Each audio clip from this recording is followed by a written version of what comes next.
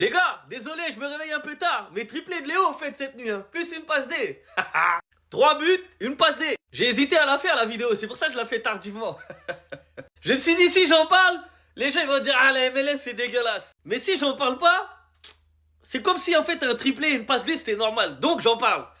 Ce qui porte le total de buts de Messi à 910 buts. Les gars, il a mis 910 buts en 1153 matchs. À titre de comparaison, juste de comparaison, CR7, pour atteindre les 910 buts, il a eu besoin de 1251 matchs. Soit pratiquement 100 matchs de plus que Messi pour atteindre les 910 buts. Encore une fois, vous allez banaliser la chose parce que pour vous, c'est normal, vu que là, on parle de Messi et CR7. Mais Messi, il a réussi à avoir 910 buts en 100 matchs de moins que CR7. Sachant que CR7, c'est censé être un meilleur attaquant que Messi. Parce qu'il est plus complet, soi-disant. Et même en étant plus complet, en étant plus grand, en étant plus costaud, en étant plus beau, en sautant beaucoup plus haut, et ben Messi, il a eu besoin de 100 matchs de moins pour mettre 910 buts. Bref, pour tous ceux qui veulent voir les buts, allez les voir. Moi, je vais pas mettre les vidéos. Mais allez voir le sens du placement de Messi. Parce que ça, c'est un truc aussi, on n'en parle pas souvent. En fait, il y a tellement de choses à dire sur Messi qu'il y a plein de choses dont on oublie de parler. Mais le sens du placement et du positionnement de Messi dans la surface, on n'en a pas beaucoup parlé. CR7, on en a beaucoup parlé. Mais allez voir Messi. Allez voir ses buts. En fait, il est toujours au bon endroit. Il fait toujours les bons appels. Ah, vas-y, il est trop intelligent. Et il est trop intelligent. Vas-y, il y a trop de choses à dire. Donc voilà, Messi, il prépare bien sa Coupe du Monde. Même s'il met du suspense en mode, je sais pas si je vais être là. Il va être là. Il met des triplés. Il s'amuse encore. Et vous inquiétez pas, il va vous régaler à la Coupe du Monde. Il finit top 3 meilleurs buteurs de la Coupe du Monde et top 2 meilleurs passeurs minimum. C'est bon ou pas? Quand on vous prévient, s'il vous plaît, écoutez. Parce que quand on vous dit que Messi à la Coupe du Monde, ça va être une masterclass et qu'il fait encore partie des meilleurs joueurs du monde, vous voulez pas écouter, vous dites qu'il joue que en MLS. Mais si vous regardez Messi jouer, vous comprenez.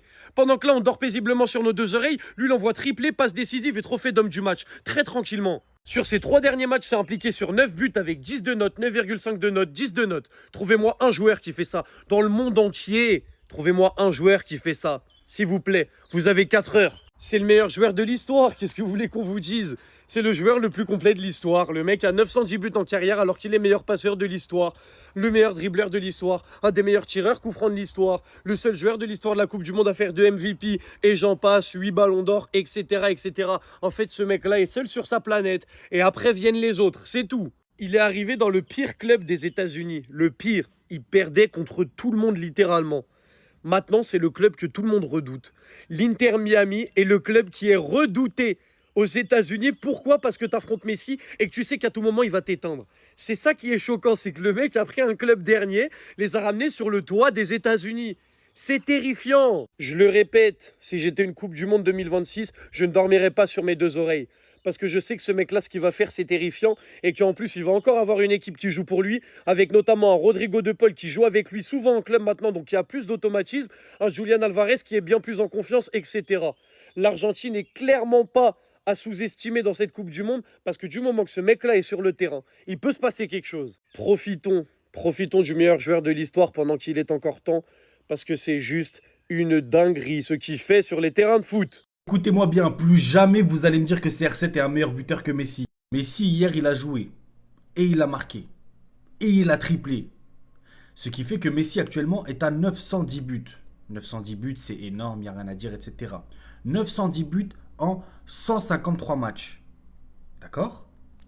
Cristiano Ronaldo, pour atteindre les 910 buts, il lui a fallu...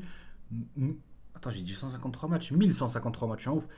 Il lui a fallu 1251 matchs. Alors veuillez m'expliquer comment c'est possible que le meilleur buteur de l'histoire du football, il lui faut plus de matchs, il lui faut quasiment 100 matchs de plus pour atteindre le même chiffre que Lionel Messi.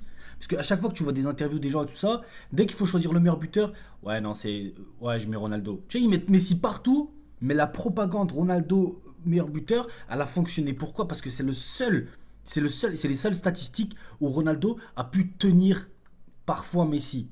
En général, il a pu tenir Messi, voilà, il faut le dire. Et la vérité, c'est que factuellement, même si Messi l'atomise dans absolument tous les autres domaines, Messi est aussi un meilleur buteur que Ronaldo. Et encore, là, 910, etc.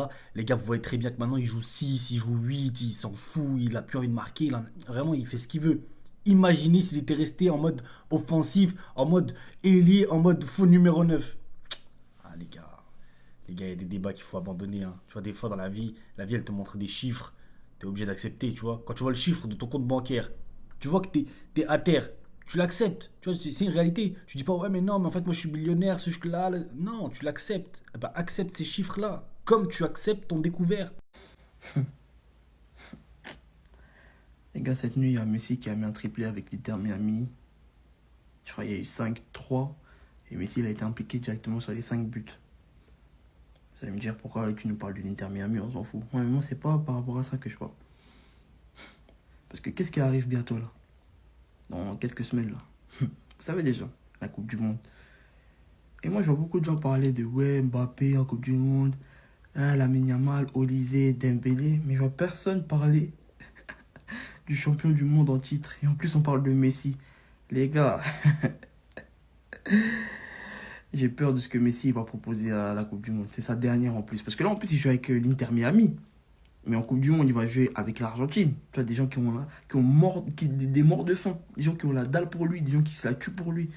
En plus de ça, les joueurs de l'Argentine sont quand même forts quand même.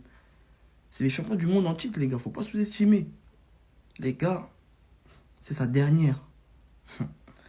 Et il y a des gens, ils ont oublié ce que Messi il a fait pendant sa dernière Coupe du Monde en 2022. Parce que ce que Messi il a proposé en 2022, c'était juste génial. C'était juste génial. Le mec, il pouvait finir meilleur buteur, meilleur joueur, meilleur passeur et gagnant de la Coupe du Monde. Mais il a juste fini, il a juste fini meilleur passeur, enfin co-meilleur passeur, meilleur joueur. Il a fini avec la Coupe du Monde. Et c'était incroyable. Il était trop fort. Il était trop fort. Et là, il va jouer avec des Lautaro Martinez, des Julian Alvarez, des comment il s'appelle l'autre là, des De Paul, des Martinez, le gardien. Mais les gars, ça c'est des gens qui meurent pour Messi. Donc ils auront la dalle. Et en plus, c'est sa dernière Coupe du Monde, les gars, faites attention. Moi, je vous dis, faites attention. Faites attention, parce que c'est pas impossible que l'Argentine, ils font un back-to-back.